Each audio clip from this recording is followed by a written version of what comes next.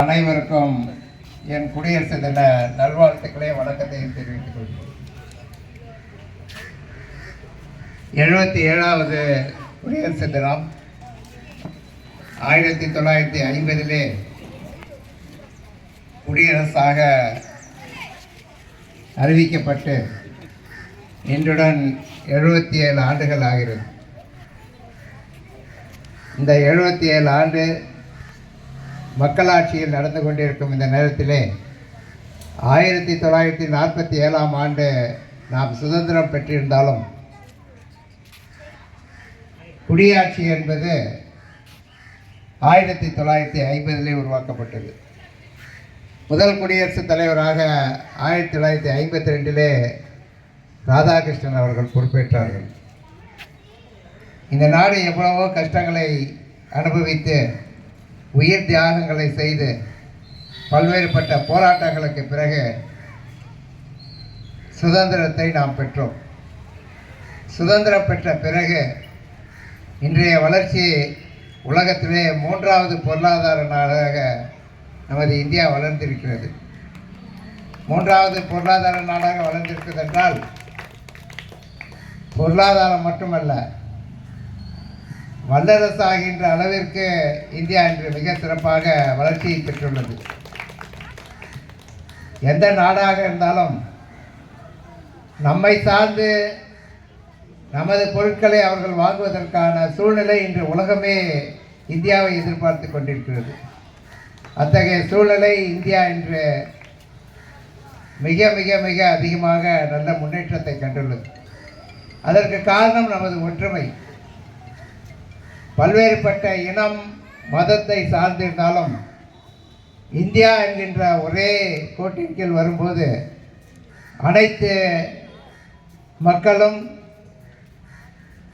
எத்தனையோ மாநிலங்கள், மொழி பேசும் மாநிலங்கள் இருந்தாலும்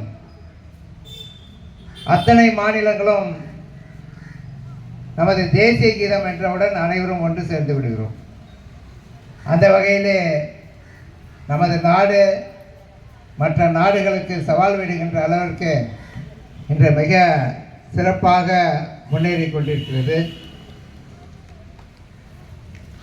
மக்களுடைய ஒத்துழைப்பும் மக்களுடைய உழைப்பும் தான் இந்த நாடு இந்த அளவிற்கு சிறந்து விளங்குகிறது. நாம் இவ்வளவு சுதந்திரமாக நல்வாழ்வு வாழ்கிறோம் என்றால் கடந்த காலங்களிலே இந்த நாட்டிற்கான பட்ட கஷ்டங்களை நாம் மறந்துவிடக்கூடாது. 1939 முதல் 1942 உலகப்போர், 2ஆம் உலகப்போர், அதற்கு முன்பாக 1ஆம் உலகப்போர், இப்படி 2 உலகப் போர்களை கண்ட இந்த நாடு, இந்த உலகம் 3ஆம் உலகப் போருக்கு வந்துவிடக்கூடாது என்பதற்காக உலகத்தில் உள்ள அத்தனை மக்களும் ஒற்றுமையுடன் வாழ வேண்டும் என்று ஒவ்வொரு நாட்டு தலைவர்களும் விரும்புகிறார்கள். அந்த வகையிலே அணி சேரா நாடுகள் என்ற வகையிலே இந்தியாவை பொறுத்தவரையில் எந்த அணியிலும் சேரவில்லை. இந்தியாவாகவே இருக்கிறது. அமெரிக்காவாக இருந்தாலும் சரி, ரஷ்யாவாக இருந்தாலும் சரி, சைனாவாக இருந்தாலும் எந்த நாட்டிடனும் நாம் இந்தியா போய் சேரவில்லை. நாம் இந்தியர்கள் யாருக்கும் பாதகத்தை கொடுப்பதில்லை, யாரையும் தொல்லை கொடுப்பதில்லை. பாகிஸ்தான் தான் நமக்கு தொல்லை கொடுக்கிறார்கள் ஒழிய நாம் நம்மை சுற்றி இருக்கின்ற பர்மா, இலங்கை, மாலத்தீவு எந்த நாட்டிற்கும் நாம் எந்த ஒரு தொல்லையும் கொடுப்பதற்கு நமது நாடு முன்னேற்றத்தை மட்டும் நாம் சார்ந்து நம்முடைய வாழ்க்கையை நடத்தி கொண்டிருக்கிறோம்.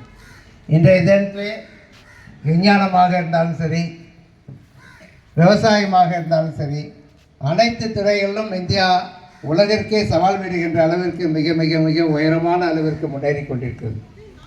சந்திரமண்டலத்திலே ஒரு காலத்திலே 1971ஆம் ஆண்டு அமெரிக்கா தான் காலை ஊன்றினார்கள் என்று சொன்னார்கள். ஆனால் இன்று நாமும் சந்திர மண்டலத்தில் ஆளே இல்லாமல் போய் அங்கே போய் இறங்கி எல்லாத்தையும் நம்ம அனைத்து விஞ்ஞான முறையிலே அனைத்தையும் நாம் ஆராய்ச்சி செய்து கொண்டிருக்கிறோம். அந்த அளவிற்கு இந்தியா இன்று முன்னேறி கொண்டிருக்கிறது. ஆகவே எந்த காலத்திலும் இந்தியா என்பது முக்கியமான ஒரே விஷயம் என்னவென்றால் ஒற்றுமை ஒன்று தான். அந்த ஒற்றுமை இந்த நாட்டிலே இருக்கின்ற வரை இந்தியாவை எந்த உலக சக்தியாலும் அசைத்தும் பார்க்க முடியாது, யாரும் எதுவும் செய்துவிடவும் முடியாது. ஆகவே எத்தனை மாநிலங்கள், எத்தனை மொழி பேசும் மக்கள் இருந்தாலும் அனைத்து மக்களும் இந்தியா என்று வந்தவுடன் உணர்வு பூர்வமாக ஒற்றுமையாக நாம் வாழ்வது எதிர்காலத்திலும் நமது வாழ்க்கையும் நமது நாட்டையும் நல்ல ஒரு நிலைக்கு எடுத்து செல்லும் என்பதை கூறி இந்த 77வது குடியரசு தினத்திலே என்னை வரவழைத்து இந்த நல்ல வாய்ப்பை வழங்கிய உங்கள் அனைவருக்கும் எனது நன்றியை தெரிவித்து விடைபெறுகிறேன். நன்றி, வணக்கம்.